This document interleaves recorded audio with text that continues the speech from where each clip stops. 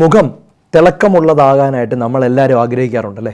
സൗന്ദര്യമായിട്ടും അല്ലെങ്കിൽ നല്ല ഭംഗിയുള്ളതായിട്ട് മുഖം കാണാനായിട്ട് നമ്മളെല്ലാവരും ശ്രമിക്കാറുണ്ട്.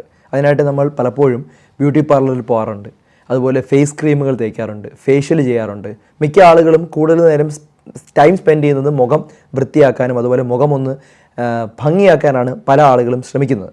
അപ്പം മുഖം നന്നാക്കാനായിട്ടുള്ള പല മാർഗ്ഗങ്ങളിൽ ഏറ്റവും എഫക്റ്റീവായിട്ടുള്ള ശാസ്ത്രീയമായിട്ടുള്ള മാർഗ്ഗമാണ് ഞാൻ എക്സ്പ്ലെയിൻ ചെയ്യുന്നത്. ഫേഷ്യൽ പാക്കോ ബ്യൂട്ടി പാർലറിൽ തേക്കുന്ന ക്രീമുകളോ പരിചയപ്പെടുത്താനുള്ള ഒരു വീഡിയോ അല്ല ഇത്. ശാസ്ത്രീയമായിട്ട് തെളിയിച്ചിട്ടുള്ള, അതായത് നടന്മാരും നടിമാരും പോലും കറക്റ്റായിട്ട് പാലിക്കുന്ന കുറച്ച് കാര്യങ്ങൾ. ഇത് കറക്റ്റായിട്ട് കുറേ നാൾ ഫോളോ ചെയ്താൽ നമ്മുടെ മുഖം ആക്ച്വലി തിളക്കമുള്ളതും അതുപോലെ തന്നെ വളരെ ഭംഗിയുള്ളതുമായിട്ട് മാറാറുണ്ട്.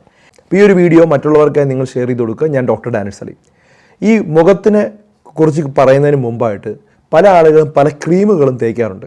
ഈ ക്രീം തേച്ച് പല പ്രശ്നങ്ങളുമായിട്ട് എമർജൻസി ഡിപ്പാർട്ട്മെൻറ്റിൽ പേഷ്യൻസ് വരാറുണ്ട്. അതുകൊണ്ടാണ് ഞാൻ ഇന്നൊരു വീഡിയോ ഇതിനെക്കുറിച്ച് ചെയ്യാമെന്ന് കരുതിയത്. കാരണം പാച്ച് ടെസ്റ്റ് എന്നൊരു ടെസ്റ്റ് ഉണ്ട്, പാച്ച് ടെസ്റ്റ്. ഈ ടെസ്റ്റ് ഒന്ന് ചെയ്ത് നോക്കിയാൽ ശരിക്കും ക്രീം നമുക്ക് അനുയോജ്യമാണോ എന്നൊക്കെ കണ്ടുപിടിക്കാനായിട്ട് പറ്റും. ഇത് ഞാൻ അവസാനം പറയാതെ എങ്ങനെയാണ് ചെയ്യേണ്ടതെന്ന്. പക്ഷേ അതൊന്നും ചെയ്യാതെ പല ക്രീമുകളും തേച്ച് മുഖം കറുത്തു പോയിട്ട് അല്ലെങ്കിൽ മുഖത്ത് ഓരോരോ പാടായിട്ടൊക്കെ പല രോഗികളും നമ്മുടെ അടുത്ത് വരും, എന്തെങ്കിലും മാറ്റി കൊടുക്കാവോ എന്നൊക്കെ ചോദിച്ച്.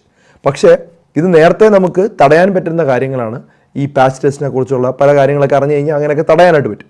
അപ്പം മുഖം നന്നാക്കാനായിട്ട് പ്രധാനമായിട്ടും നമ്മളിതിൻ്റെ ഒരു സ്കിന്നിൻ്റെ ബേസിക്സ് മനസ്സിലാക്കണം.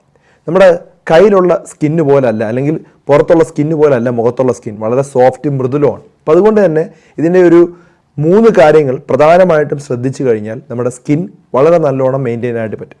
നമുക്ക് പ്രായം കുറയ്ക്കാനായിട്ട് ചെയ്യുന്ന കാര്യങ്ങളും ഈ 3 കാര്യം തന്നെയാണ്: ഹൈഡ്രേഷൻ, ന്യൂട്രീഷൻ, സ്കിൻ കെയർ.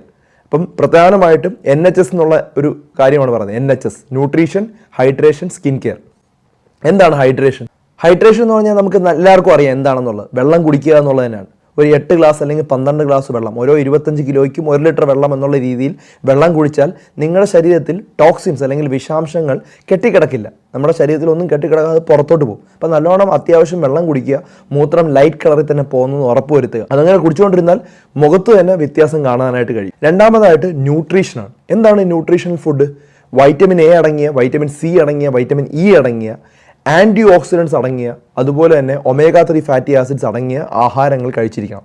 അപ്പോൾ ഇത്രയും ആഹാരങ്ങൾ ഞാൻ സെപ്പറേറ്റ് ആയിട്ട് പറയാൻ നിന്ന് നിങ്ങൾക്ക് ഓർക്കാൻ വളരെ പ്രയാസമായിരിക്കും.